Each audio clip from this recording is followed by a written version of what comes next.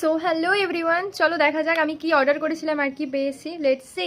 তো ফার্স্ট আমি অর্ডার দিয়েছিলাম এই রাবার বাথরুম ম্যাট। তো যেমন ডিজাইন ছিল সেই রকম ডিজাইন আসেনি, ডিজাইন পুরোপুরি ডিফারেন্ট এসেছে এবং এখানে একটা ছোট ডিফেক্টও আছে দেখলাম, একটা স্ক্র্যাচ টাইপের। আর কোয়ালিটির দিক থেকে খুব একটা খারাপ নয় আর খুব একটা ভালোও নয়, তো ওভারঅল গুড। অ্যান্ড নেক্সট আমি অর্ডার দিয়েছিলাম একটা গ্রসারি কন্টেনার।